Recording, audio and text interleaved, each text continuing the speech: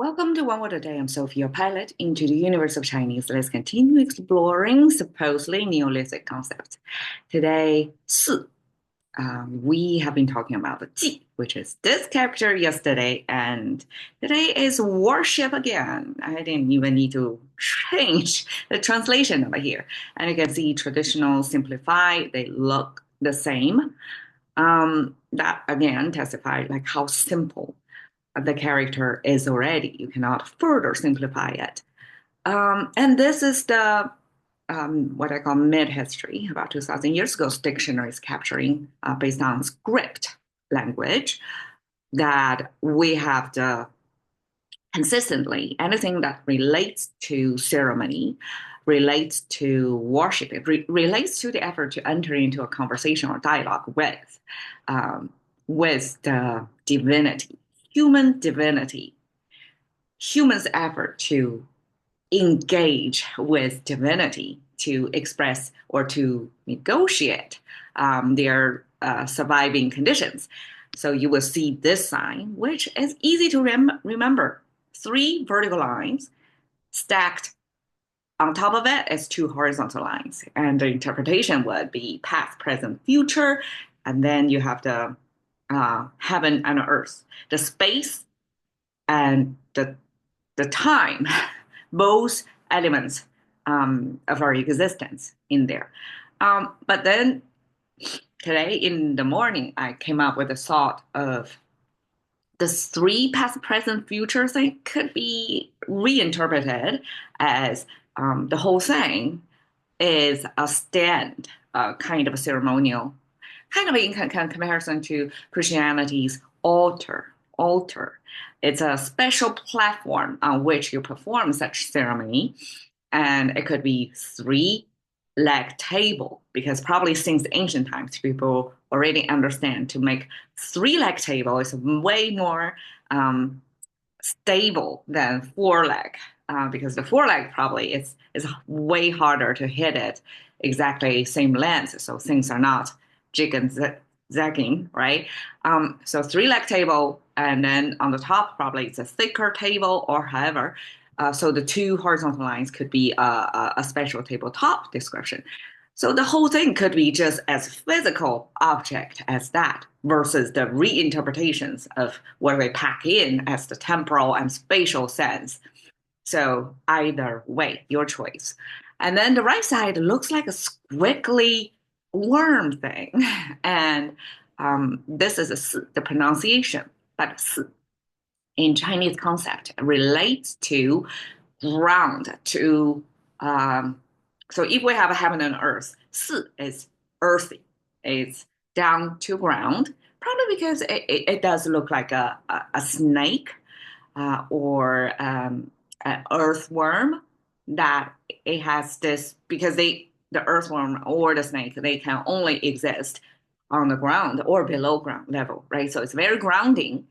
And so if spatially that's ground, temporally, in Chinese concept, 四 was placed as the kind of a tipping point when, in the yin and yang concept, the yang, the energy of yang is transitioning to the energy of yin when all of yang disappeared, and it is the lowest. If we got a yang as high and yin as low, it's the lowest point. And after that, you're going to get warmer or more positive energy again. So this is, imagine the Taiji kind of circular S curve thing. This is at the very bottom of that curve. And this is the, supposedly the coldest time of the year or the lowest point in terms of yin-yang energy transition, the maximum of yin, the minimum of yang. And that's with a temporal sense as well. And we have that, this grounding plus the ceremonial table, or we regard it as the coordinate to forecast of what's going to come, right? As this negotiation effort with the divinity, together a became the meaning of worship, but ceremonial worship. Compare with 祭, which is also having this ceremonial table, this altar thing at the bottom.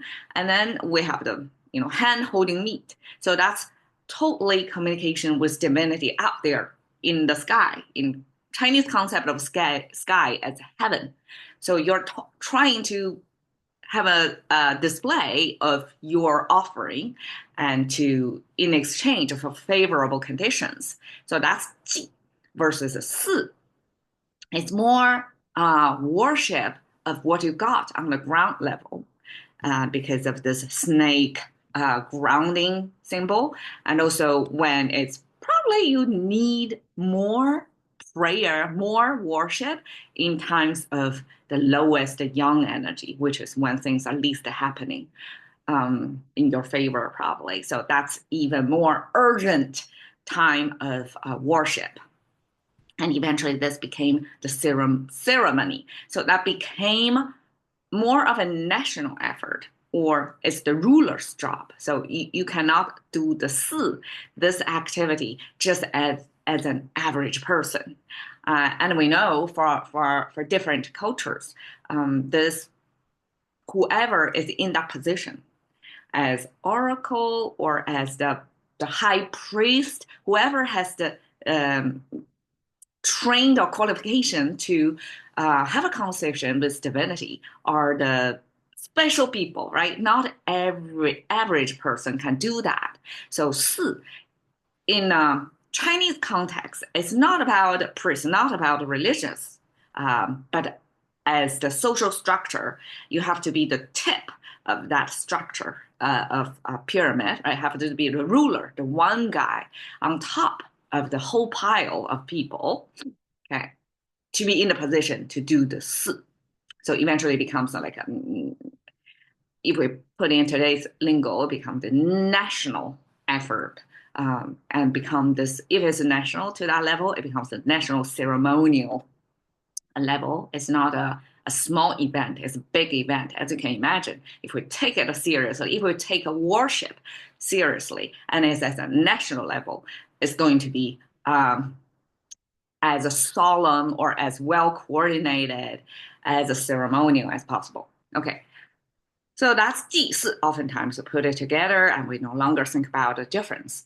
Okay, 四国之大事也. So from this expression is a complete sentence recorded in the past history book. So we're talking about this particular kind of worship ceremony. This is 四 as nation, 国 from the ruler point of view. That's your boundary, the whole land is yours, right?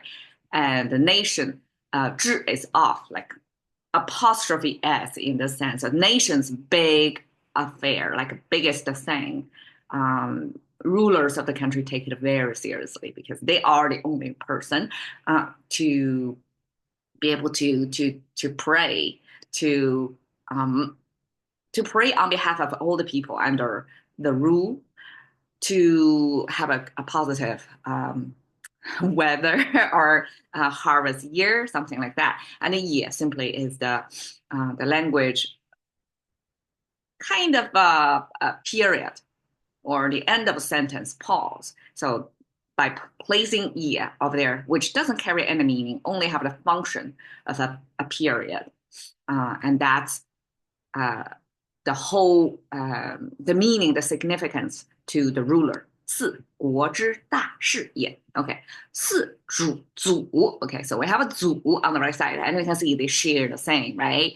And then on the right side, it simply means that forefather, like you're going to worship your forefather. And because 四 is this national effort to worship, so besides you worship your heaven and earth, right? Have this divinity conversation, you also worship people who have gone before you because they are I guess in Americans' context, it will be they are the frontiers, they are the founding fathers, or they are the ones who established this land for later generations. And so Chinese spend time worship people that came before them, that established the type of life, the whole geographic or cultural parameter, like who are the parameter setters for their later existence. So Chinese have this especially um, respect and do it ceremonially. So not only heaven and earth, which is your current condition, you try to negotiate a better, favorable condition, but also you show respect to the ancestor, to the previous condition. And probably culturally, Chinese realize our own existence as of now is conditioned on the past, what happened before. And not only the foreigners established like geographically here in this location, uh, our conditions to exist, but also their thinking, their thoughts, the systems, the cultural in broad sense. They are the forerunners of kind of deciding on how we live as of today. So they worth, I'm not sure like if equal attention or equal weight in terms of worshiping, but they definitely is placed next to heaven, earth, and your foreigners. Okay, so that's worship, and this is how GPT came up with this imagery of how worship. So compared to the Qi yesterday, this you can see people wear this kind of hairdos. I mean, that's GPT's summary of government officials, right? So they are people of establishment, if we place that way. And this is probably a priest role or the top ruler who is going to be on behalf of the people of the land, the whole region to pray. So this is on a national level of prayer. All right. 四. Thank you for your time. See you another day.